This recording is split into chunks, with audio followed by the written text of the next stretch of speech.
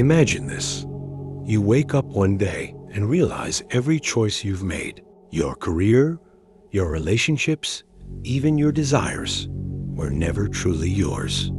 They were whispers planted by others, societal currents you mistook for your own voice. The deepest manipulation techniques in psychology don't involve force. They make you believe you're free while shaping you from the shadows. What if the person you call you is a performance, not a truth? What if the real tragedy isn't failing to become someone, but never realizing you were never yourself to begin with? The question isn't who you are, it's who you've been forbidden to be. And that revelation changes everything. The greatest trick society ever played was convincing you that conformity is freedom. Carl Jung warned of the shadow, the suppressed self we bury to fit in. Nietzsche called it herd morality, the invisible cage of shoulds that tames originality. And yet, we cling to these chains, mistaking them for identity. Why? Because from birth, we're conditioned, first by parents, then by schools, media, algorithms, to seek approval, not truth. Behavioral psychology reveals how intermittent rewards, likes, promotions, praise, addict us to external validation. Existentialists like Sartre saw this as bad faith, the lie we live to avoid the terrifying responsibility of self-creation. But what happens when the performance becomes the only self you know? The cost of this unconscious performance is a life half-lived. Cognitive dissonance silences your inner voice. Confirmation bias locks you into borrowed beliefs. You chase milestones set by others, only to feel emptier with each success.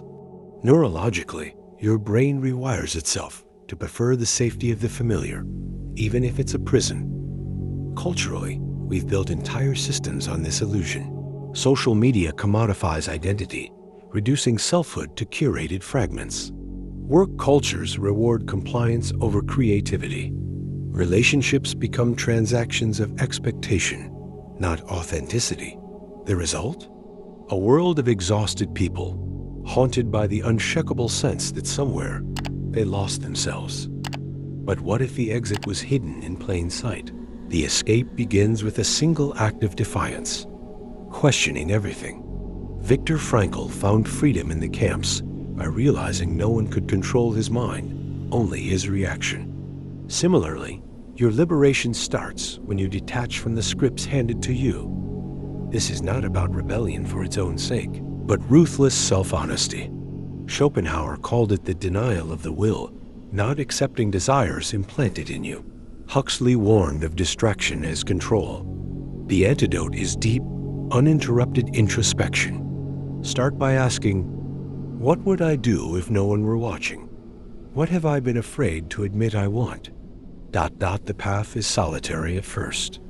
But in that silence, your true voice begins to speak.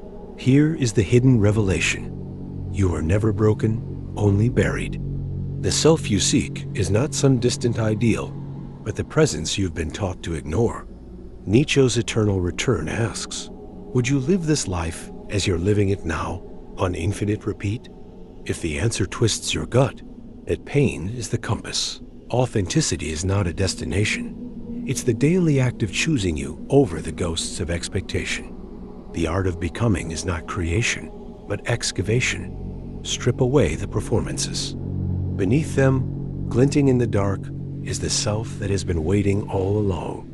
Now, what will you do with it?